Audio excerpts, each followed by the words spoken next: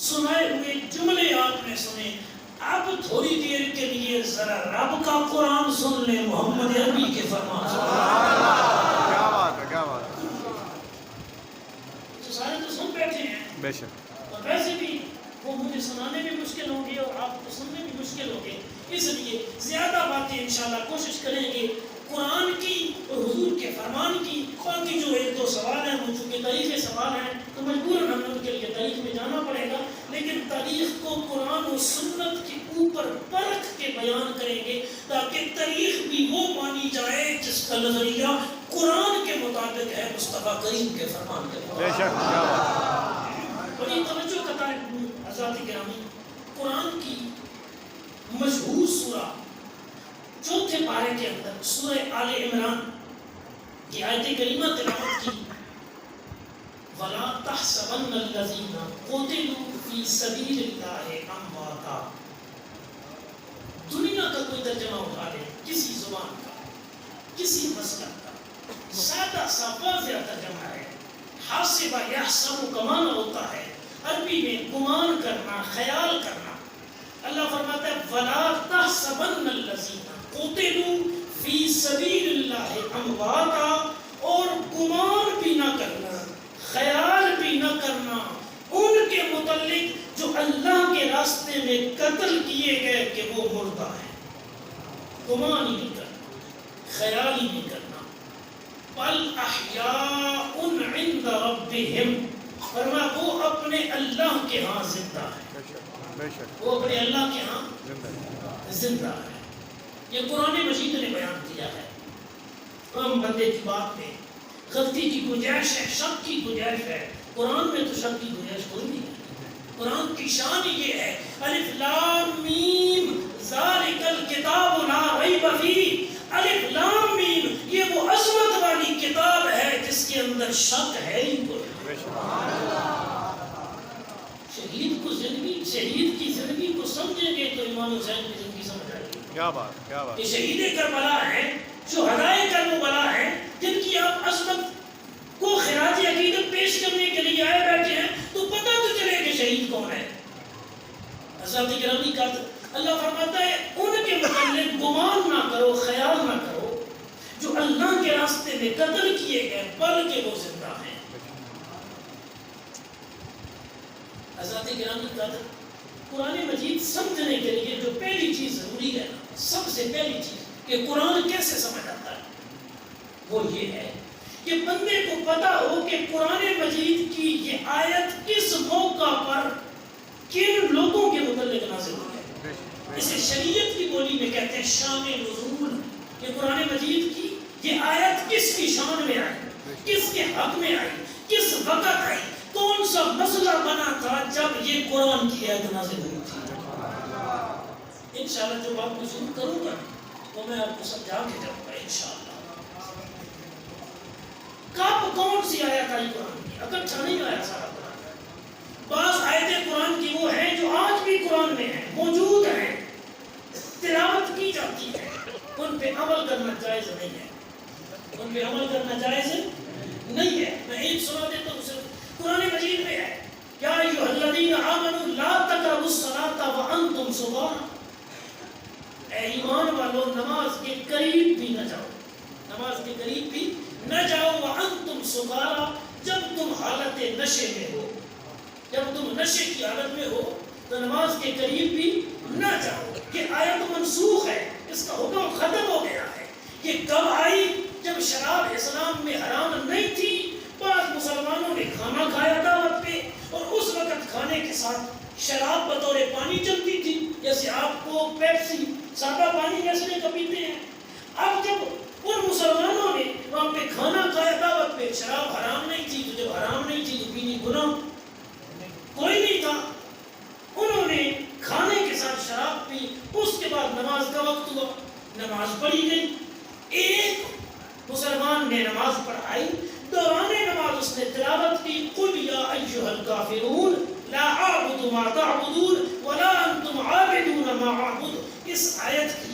لیکن چونکہ شراب کا نشہ ذہن پہ سوار ہو گیا تھا، آیت اوپر نیچے کر بیٹھے، الٹی پر بیٹھے، اس وقت قرآن کی یہ آیت آئی کہ شراب شراب بھی حرام نہیں ہے، لیکن جب تم نے پی ہو تو اس حال میں نماز نہ پڑھنا، کہیں رب کا قرآن غلط نہ پڑھ بیٹھو، کہیں عبادت غلط نہ کر بیٹھو، اس وقت آئے گا۔ اس کے بعد قرآن کی آیت آ گئی شراب کے متعلق، انما الخمر والمیسر والانصاب والازلام رجس من عمل الشیطان فاجتنبوه لعلکم تفلحون۔ شراب اور دیگر کاموں کو گنوا کے اللہ نے فرمایا یہ شیطانی کام ہے، فاجتنبوه، پس ان سے بچ جاؤ، ان کو چھوڑو، لعلکم تفلحون، تاکہ تم کامیاب ہو جاؤ۔ بے شک، کیا بات۔ آپ اس آیت کا حکم ہے، ٹھیک ہے۔ اب شراب ہے حرام، نماز سے پہلے بھی حرام، نماز میں بھی حرام، نماز کے بعد بھی حرام، مسجد میں بھی حرام، دائرے پہ بھی حرام، یزید پیے پھر بھی حرام، حسین کا نعرہ لگانے والا پیے پھر بھی حرام، مدرسے کا کوئی طالب علم پیے پھر بھی حرام، وزیر اعظم وقت پیے پھر بھی حرام، صدر پاکستان پیے پھر بھی حرام۔ جب حکم قرآن میں شراب کی حرمت کا آ گیا، اب شراب حرام ہے ہر غریب کے لیے، ہر امیر کے لیے۔ نظام کائنات بدل سکتا ہے، نہ رب کا قرآن بدل سکتا ہے، نہ محمد عربی کا فرمان بدل سکتا ہے۔ حکم ہٹا لیں، یہاں قرآن کا حکم آ گیا بس۔ اسی طرح یہ آیت جو شہیدوں کے متعلق ہے، جو آپ روز سنتے ہیں علماء سے، آج اگر آپ کی توجہ ہو تو میں بتا دوں کہ یہ آیت کب آئی تھی، کہ شہید کو مردہ نہیں کہنا، یہ زندہ ہے۔ یہ آیت کب نازل ہوئی؟ یہ آیت کب نازل ہوئی؟ حضرات گرامی قدر، آج آپ اور میں جس تاریخ میں بیٹھے ہیں 26 محرم شریف 1443 ہجری، آج سے فکس 1440 سال پہلے شوال کا مہینہ جو رمضان کے بعد آتا ہے وہ مہینہ تھا، اور مدینہ شریف سے تقریباً 3 کلومیٹر کی دوری پر میدان احد تھا۔ وہاں 700 صحابہ حضور کے ساتھ کھڑے ہو کے اسلام کی سربلندی کے لیے جنگ کر رہے تھے۔ آج سے 1440 سال پہلے 3 ہجری کے اندر اس جنگ کو کہتے ہیں غزوہ احد۔ اب مسلم کی حدیث یہی، اس کو رکھ کے میں آپ کو سناؤں۔ آقا نے فرمایا جنگ ہوگی، جنگ ہوگی۔ جب جنگ کرنے لوگ جائیں گے نا، اگلی پلٹون پوچھے گی بھئی کیا تم میں سے کوئی ایسا ہے جس نے محمد مصطفیٰ کو دیکھا ہو؟ اسلامی فوج جائے گی جنگ کرنے کے لیے، پوچھا جائے گا کیا تم میں سے کوئی ایسا ہے جس نے اپنی ظاہری آنکھوں سے ایمان کی حالت میں رب کے حبیب کو دیکھا ہو؟ فرمایا فوجی کہیں گے، سپہ سالار مجاہد کہیں گے ہاں ہم نے دیکھا ہے۔ فرمایا جنگ میں ایسا ہوگا جس نے مجھے دیکھا ہوگا، اس کے صدقے اللہ اسلامی فوج کو فتح دے دے گا۔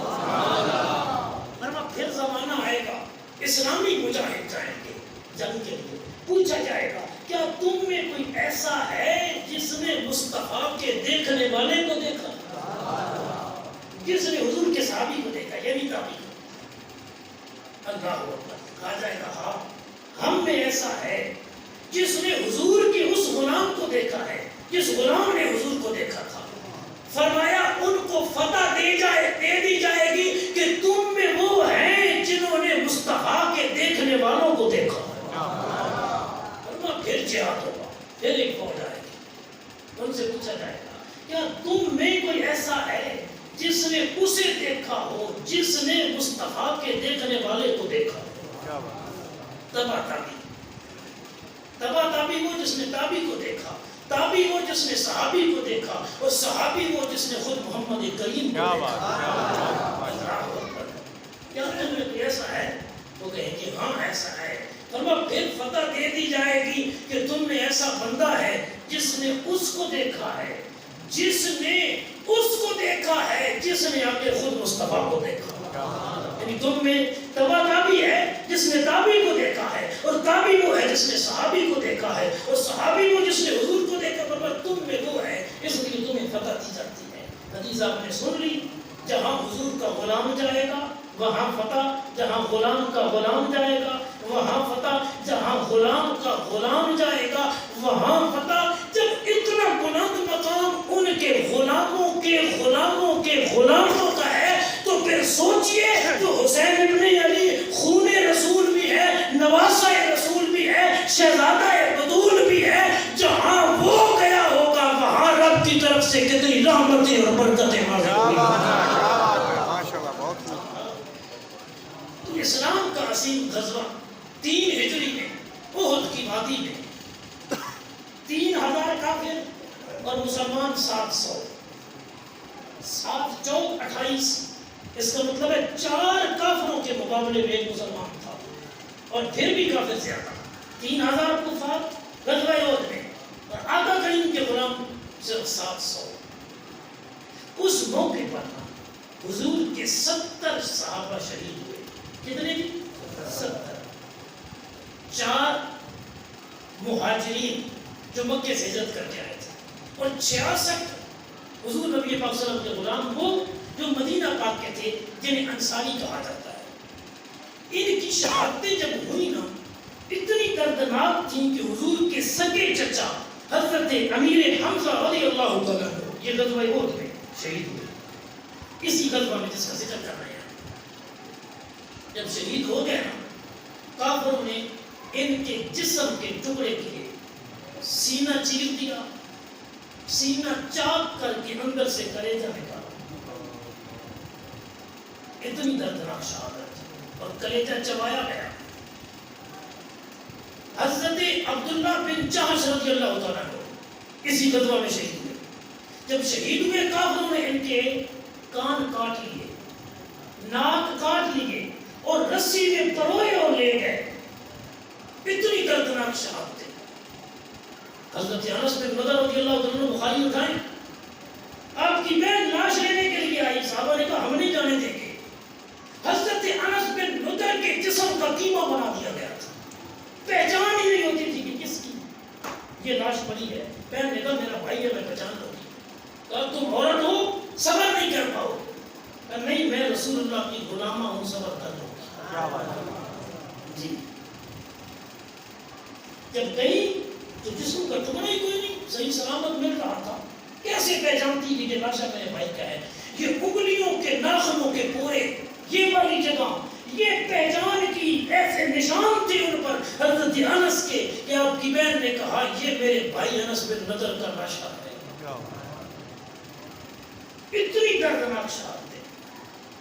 اب جب یہ ہو گئی نا بڑی توجہ حضرات, رشتے داروں کو غم ہوتا ہے اپنے بھائیوں کے اپنے والدین کے بچھڑنے کا, رشتہ داروں کے بچھڑنے کا. کسی کا باپ شہید ہوا غزوہ احد میں, کسی کا بھائی شہید ہوا, کسی کا بیٹا شہید ہوا, لوگوں کے رشتہ دار شہید ہوئے, در مصطفیٰ پہ آ گئے. عرض کیا تھا ہمارے ساتھ غزوہ احد میں آئے تھے, کٹ گئے اسلام کے لیے اور جسم کے ٹکڑے ہو گئے, آپ کا ہاتھوں سے دفن کیا ہے. یہاں بڑے دکھ سہے ہیں انہوں نے دنیا میں, اور دنیا سے جاتے جاتے تیرے دین کی خاطر زخم کھائے ہیں. آقا ہمیں بتائیں تو صحیح, یہاں زخم کھائے ہیں, اگلے جہان ان کے ساتھ کیا ہوا ہے؟ حضور فرش زمین پہ بیٹھے ہیں اور مسئلہ ہے عالم برزخ کا, مسئلہ ہے اگلے جہان کا. اور مدینہ کے مسلمانوں نے شہیدوں کے رشتہ داروں نے پوچھا آقا جو کٹ گئے, جن کے گلے کٹ گئے, جن کے ناک کٹ گئے, جن کے کان اسلام کے لیے کٹ گئے, آقا ہمیں بتائیں اب کس حال میں ہیں؟ اس تک بات سمجھ آ گئی ہے جی؟ اچھا شہید ہو گئے. پچھلوں نے پوچھا حضور سے ہمیں بتائیں. یہ نہیں میاں صاحب پہ کوئی بندہ گھر میں بیٹھتا ہے رات کو سوچتا ہے سنو قرآن کی آیت لکھی جاتی ہے اور وہ آپ کو مسجد میں سنا دیتا ہے کہ رات کو یہ قرآن آیا ہے. یہ گھر بیٹھ کے قرآن کسی نے نہیں لکھا, اس قرآن کو کوئی بکری نہیں کھا گئی, اس قرآن کو کسی دنیا کے عام انسان نے نہیں بنایا. یہ عرش کے مالک رب نے قرآن عرشوں سے نازل کیا ہے. صحابہ در مصطفیٰ پہ آئے, آقا شہیدوں کے متعلق بتائیں. اگر وہ مسئلہ نہ پوچھتے, حضور نہ بتاتے, قرآن نہ آتا تو آپ کو یہ آیت کون سناتا؟ جی انہوں نے پوچھا, حضور نے بتایا جبریل قرآن لایا آج ہم نے تم کو سنایا. کیا بات ہے. اللہ اکبر. گرامی قدر حضرات یہ تو منظر تھا زمین پر. تھوڑا سا اوپر لے جاتے ہیں آپ کو. اس زمین سے پہلے آسمان کا فاصلہ ہے 500 سال کا. تیز رفتار گھوڑا ہو اور فل رفتار سے چلے پہلے آسمان پر پہنچے گا 500 سال میں. پھر پہلے آسمان کی موٹائی 500 سال. پھر پہلے سے دوسرے تک کا فاصلہ 500 سال. پھر دوسرے کی موٹائی 500 سال. کل آسمان ہے 7. ہر ایک کا فاصلہ 500 سال. 7 5 35 اور ہر ایک کی موٹائی 500 سال. 3500 جمع 3500 1700. 7000 سال کا فاصلہ ہے اس زمین سے 7ویں آسمان کی چھت تک. اور 6 اور 7ویں آسمان پر ایک بیری کا درخت ہے جس کا نام ہے سدرہ. اسے مقام کو کہا جاتا ہے سدرۃ المنتہا. یہ جو سدرۃ المنتہا ہے نا 7ویں آسمان کی چھت کے قریب اللہ فرماتا ہے عند سدرۃ المنتہا انتہا جنت المأویٰ. جہاں سدرہ ہے سدرہ کے پاس ہی رب نے جنت بنائی ہے.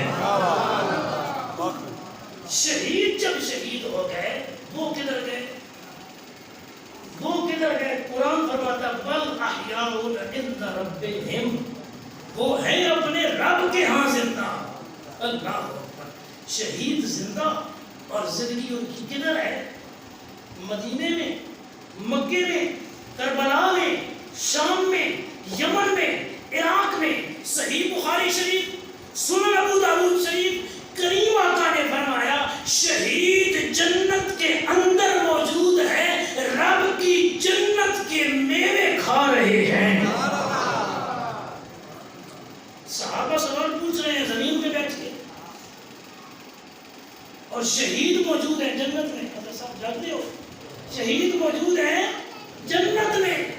اب ادھر سے کوئی جواب لے آئے تو فاصلہ آپ کو بتایا ہے 7000 سال کا ہے. ادھر سے کوئی بندہ جواب لے آئے انسانی طاقت اور قوت کے مطابق تو بڑا ٹائم نہیں لگ جاتا تھا. 7000 سال پتہ نہیں دنیا بھی باقی رہے گی کہ نہیں. ابھی تک اس واقعے کو 1440 سال بیتے ہیں تو ابھی بھی 5600 سال باقی ہے. پھر جا کے 7000 سال پورے ہوں گے. اور رب نے پیغام دلوانا تھا تاکہ محمد عربی کے غلاموں تک قرآن پہنچ جائے. ایسے قرآن آیا ہے جناب. ایسے ہے شان نزول. اللہ اکبر کبیرہ. جنتی جنت میں کھا رہے ہیں میوے. اور بخاری کے لفظ ہیں، ابو داؤد کے لفظ ہیں، سبز پرندے ہیں. ان کے کالبوں کے اندر جنتیوں کی روحیں ہیں اور ہیلی کاپٹر بن کے جنت میں سیر کر رہے ہیں. اب شہید کو میوے مل رہے ہیں، شہید کو جنت میں سیر مل رہی ہے. قرآن اور حدیث سے باہر نہیں جاؤں گا، صرف ان سوالوں کے جواب کے لیے چونکہ وہ تاریخی ہیں اور ان پہ قرآن حدیث پیش کروں گا. وہ جنت میں میوے کھا رہے ہیں، سیریں کر رہے ہیں، رب کی نعمتیں کھا رہے ہیں اور خوش بڑے ہو رہے ہیں. کیا بات. اس میں بڑے خوش ہو رہے ہیں.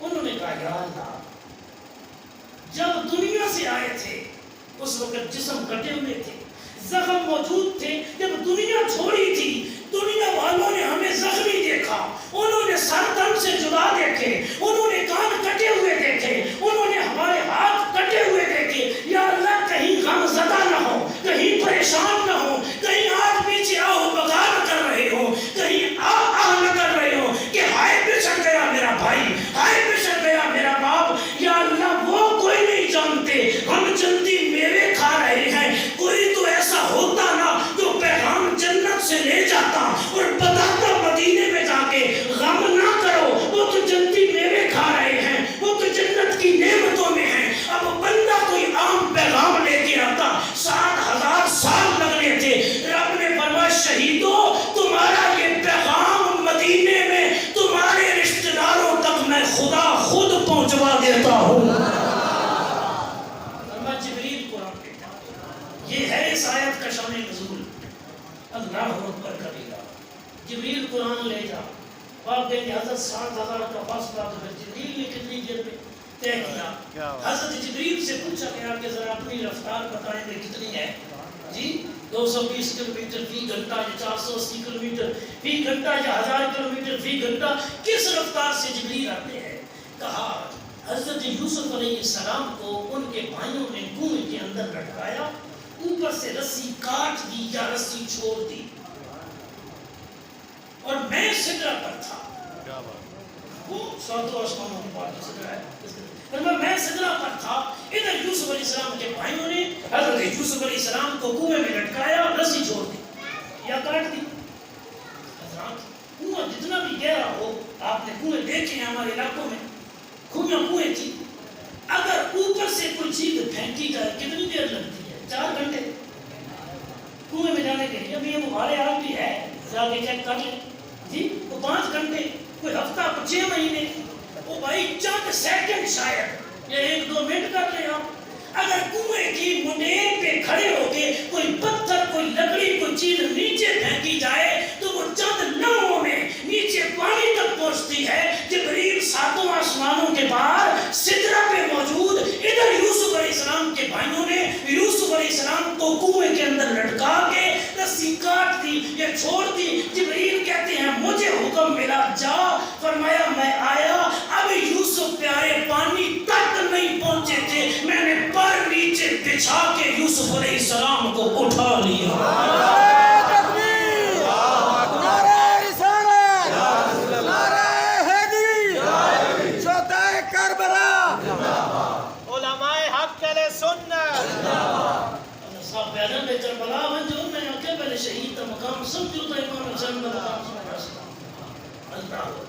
जिब्रील अमीन को हुक्म हुआ कुरान ले जा। न 7000 साल लगे, न 700 साल लगे, न 7 महीने, न 7 हफ्ते, न 7 घंटे, न 7 मिनट लगे। अगले ही लम्हे मदीने में असहाबे मुस्तफा बैठे हैं, खुद मदीने के ताजदार जलवा फरमा है। उस वक्त कुरान की आयत नाजिल हुई, महबूब वो जो कट गए हैं तेरे गुलाम दीन पर, जिनके लाशें देखी हैं इनके यारों ने, जिनको हाथों से दफनाया है, और दुनिया कह रही है हाय बेचारे, बड़े औखे मरे, बड़े नेज़े लगे ने, बड़े तीर लगे ने, बड़े भाले लगे ने, बड़े जख्म खा के मोए ने, पता नहीं की बने होएगा। रब फरमा रहा वला तहसबन्नल्लज़ीना क़ुतिलू फी सबीलिल्लाहि अमवाता बल अहयाउन इंद रब्बिहिम युर्ज़क़ून। उन्हें मुर्दा गुमान ही न करना, जो अल्लाह के रास्ते में मारे गए वो जिंदा है, और सिर्फ जिंदा नहीं युर्ज़क़ून, उन्हें रिज़्क़ दिया जा रहा है। उस वक्त की आयत आई, इससे मकाम शहीद की पहली बात जो समझ आई, हज़रात के शहीद को मुर्दा कहना जायज़ नहीं, मना रब ने किया है, हम नहीं कर रहे, हम तो पैगाम आपको दीन का बता रहे हैं। शहीद को मुर्दा कहना जायज़ नहीं। नंबर 2, शहीद जिंदा है जी कुरान में, बल अहयाउन इंद रब्बिहिम, फरमा शहीद जिंदा है। नंबर 3, बड़ी तवज्जो, लंगर शरीफ थोड़ी देर बाद आपके लिए आएगा। सारी जिंदगी दीन पे जिन्होंने गुजारी, जब उनका विसाल हुआ, रब के यहाँ गए, हदीस पहले सुनाई, अब मसला समझिए। अल्लाह के यहाँ से उन्हें जन्नती फलों का रिज़्क दिया जाता है। हज़रात आप सारे साहिब बसीरत अक्लमंद लोग हैं, हमारे जिस्म में एक रूह मौजूद है, और एक ये हमारा जिस्म है, इसके अंदर एक रूह है। हम खाते हैं, पीते हैं, ये जिस्म खाता है, ये रूह खाती है। बड़ी मेहरबानी जनाब, जिस्म खाता है ये रूह, पानी जिस्म पीता है ये रूह, रोटी जिस्म खाता है ये रूह। कुरान कह रहा है युर्ज़क़ून, शहीद जिंदा है, उन्हें रिज़्क दिया जाता है। अगर कहा जाए शहीद की सिर्फ रूह जिंदा है तो खाना पीना रूह का तकाज़ा ही नहीं। कुल रूह मिन अम्रि रब्बी, कुरान है, अल्लाह फरमाता है रूह अम्रे रब्बी है, रूह का काम खाना और पीना नहीं है, खाता पीता जिस्म है। कुरान कहता है शहीद को रिज़्क दिया जाता है, यानी शहीद खाता है, शहीद पीता है, और खाना पीना जिस्म का तकाज़ा है, रूह का नहीं। पता चला शहीद की सिर्फ रूहें नहीं जिंदा होती, अल्लाह इनके जिस्मों को भी हयाती अता कर देता है। नारे रिसालत, नारे तहजीर, नारे हैदरी, हुसैनियत, हुसैनियत, यजीदियत, यजीदियत। आपको भूख लगी हो, इफ्तारी का वक्त हो, सारा दिन रोजा रखा आपने, शिद्दत की प्यास پیاس ہے، کھجوریں سامنے آ گئی، پانی ٹھنڈا شربت سامنے آ گیا، بھوک بھی ہے، پیاس بھی ہے، اور الحمدللہ دل کا روزہ بھی تھا آپ کا. اب جب افطاری کریں گے، کھائیں گے، پیئیں گے، کچھ سکون آئے گا کھانے پینے کے بعد. ظاہر ہے بھوک پیاس جو تھی انسانی جسم کا تقاضا ہے، کھائیں گے پیئیں گے سکون آئے گا. شہید کو رب نے دیا کھانا اور دیا جنت کا. اب شہید کو جو سکون آیا وہ قرآن میں بیان فرمایا. بل احیاء عند ربہم. ایسے ہی لوگ باتیں کرتے ہیں ہم نے قرآن پڑھا جو کوئی نہیں ہے، قرآن سمجھا جو کوئی نہیں ہے. مسئلے قرآن میں لکھے ہوئے سارے میرے بھائیوں، حدیث میں لکھے ہوئے. بل احیاء عند ربہم، اپنے اللہ کے ہاں زندہ ہے. جو سکون رزق دیا جاتا ہے جب ملتی ہیں رب کی نعمتیں، پھر روتے ہیں، پھر چلاتے ہیں، پھر کرتے کیا ہیں. اٹھائیے 4 پارہ سورہ آل عمران. فرمایا فارحین بما آتاہم اللہ من فضلہ، جو اللہ نے اپنے فضل سے انہیں دیا ہے اس پہ خوشیاں منا رہے ہیں. وہ جنت میں شہید خوشیاں منا رہے ہیں.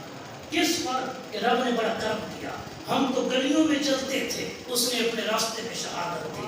ہم تو دنیا کی درد اور تکلیفیں برداشت کر رہے تھے، اس نے شہادت کے بعد جنت دی. ہم تو دنیا کے کنویں سے پانی پیتے تھے، اس نے وصال کے بعد شہادت کے بعد جنتی پانی دیا. ہم تو دنیا کے کھانے کھاتے تھے، اس نے شہادت کے بعد جنتی میوے دیے. جب شہید کو اللہ کے ہاں سے اتنے انعام ملتے ہیں، اس وقت فارحین بما آتاہم اللہ من فضلہ، وہ ہوتا ہے خوش اللہ کی طرف سے جو رب کے فضل سے اسے ملتا ہے. جب یہ آیت آئی نا، حضور نے غلاموں کو بتایا کہ یہ حال ہے شہید کا جنت میں.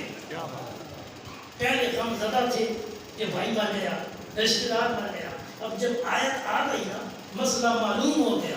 اس نے کہا آقا سبحان اللہ، اگر وہ رب کی رضا پہ راضی ہو گئے اور جنتی انعامات پا گئے، وہ خوش ہیں، تو آقا ہم بھی آج سے ان کی خوشی پہ خوش ہیں. اب آہو بقا نہیں کریں گے ہائے کیوں شہید ہو گئے. اب کہیں گے یا اللہ انہیں جو درجے دیے ہیں ان میں اور بلندی دے، ہمیں بھی شہادت دے کے جنت میں ان کا یار بنا دے. اس کے بعد پھر شہید کے متعلق کیا کرنا ہے؟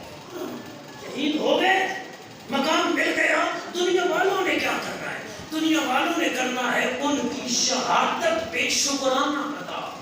کہ مالک تیرا شکر ہے تو نے ان کو شہادت دی، مالک تیرا شکر ہے تو نے انہیں درجات کی بلندی دی. اور پھر اور ان کے لیے دعائیں کرنی ہے، اور پھر اور ان کی بارگاہ میں خراج عقیدت اور خراج تحسین پیش کرنا ہے.